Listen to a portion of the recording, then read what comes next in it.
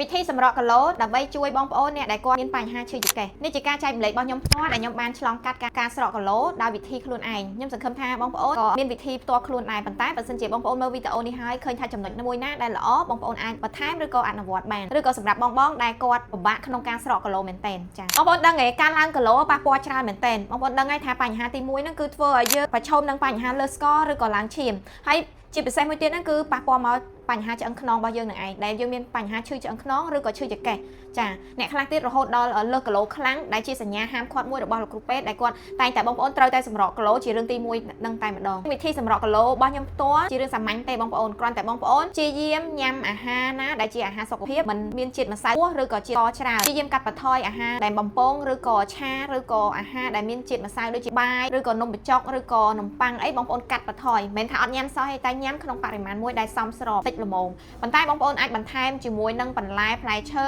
ឬពពួក supplement ដូចជាពួកវីតាមីនចម្រុះឬក៏ពពួកប្រូតេអ៊ីនបងប្អូនត្រូវញ៉ាំប្រូតេអ៊ីនជំនួសដោយអាហារមួយចំនួនចាពីព្រោះអាហារគឺកាលណាយើងត្រូវការធ្វើគឺយើងត្រូវការប្រើសារធាតុដូចជាគ្រឿងដិតឬក៏ខ្លាញ់ឬក៏វិធីធ្វើច្រើនមែនតើប៉ុន្តែនៅក្នុងប្រូតេអ៊ីនមួយចំនួនគឺមានស្រេចតែម្ដងបងប្អូនគ្រាន់តែញ៉ាំជាមួយផ្លែឈើឬក៏ទឹកដោះគោគឺងាយស្រួលសម្រាប់បងប្អូនហើយជួយបងប្អូនមានកម្លាំងអញ្ចឹងបងប្អូនអាចធ្វើការញ៉ាំជារៀងរាល់ថ្ងៃហើយមួយថ្ងៃបងប្អូនអាចញ៉ាំ2ដងចាអាហារដូចគ្នាបងប្អូនអាចកាត់បន្ថយមកញ៉ាំ2ដងឬក៏1ដងហើយក្នុងបរិមាណមកល្មមកុំញ៉ាំច្រើនពេកឬក៏តិចពេកពីព្រោះកាលណាយើងកាត់បន្ថយការញ៉ាំ2ដងគឺបានន័យថារាងកាយរបស់យើងគឺត្រូវការប្រើរយៈពេលយូរចំណែកបទពិសោធន៍របស់ខ្ញុំគឺខ្ញុំញ៉ាំឥឡូវគឺខ្ញុំញ៉ាំពេលព្រឹកនិងពេលល្ងាចអញ្ចឹងពេលថ្ងៃភាគច្រើនខ្ញុំអត់សូវញ៉ាំទេអាចណាពេលឃ្លានខ្ញុំញ៉ាំអីតិចតួចឬក៏បងប្អូនត្រូវតែបន្ថែមទឹកឲ្យបានច្រើនជាងធម្មតាពីព្រោះទឹកបងប្អូនដឹងហើយគឺអាចជួយបន្សើមនៅតាមសន្លាក់របស់យើងហើយជួយទប់ការឃ្លានហើយមួយទៀតគឺជួយឲ្យរាងកាយរបស់យើងមិនបាត់បង់ជាតិទឹកមិនធ្វើឲ្យយើងអស់កម្លាំងលឿនបងប្អូនទឹកគឺសំខាន់មែនទែនបងប្អូនត្រូវតែញ៉ាំឲ្យបានច្រើនហើយបងប្អូនអាចញ៉ាំជាមួយនឹងប្រភេទវីតាមីនចម្រុះមិនថាបងប្អូនជាអ្នកសុខភាពធម្មតាគ្មានបញ្ហាគឺអីធំដុំបងប្អូនអាចញ៉ាំប្រភេទវីតាមីនចម្រុះហ្នឹងទៅគឺជួយបងប្អូនមានកម្លាំងចា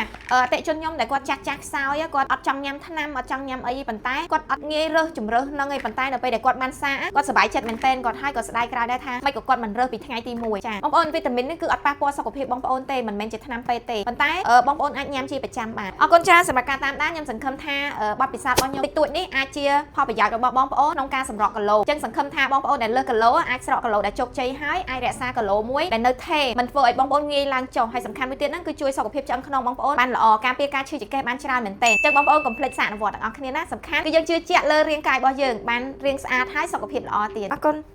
ផ្នែកកចង្កេះពេលគេងដែលអាចជួយដោះស្រាយបញ្ហាឈឺចង្កេះឬក៏លៀនឌីឬក៏គៀបសរសៃឆ្អឹងខ្នងបងប្អូនបានល្អមែនទែនផ្នែកនេះមិនត្រឹមតែគេងកលទេសូម្បីតែបងប្អូនធ្វើដំណើរតាមឡានឬក៏នៅកៅអីអង្គុយធ្វើការក៏បងប្អូនអាចកលបានដែរបងប្អូនចង់ការពារជំងឺលៀនឌីគៀបសរសៃឆ្អឹងខ្នងជាពិសេសការកាត់បន្ថយការឈឺចង្កេះកុំភ្លេចជ្រើសរើសជាមួយខ្នើយសុខភាពបែបនេះអាចរកជាវបាននៅគីមសានគ្រប់សាខាតម្លៃតែ$25ទេបងប្អូន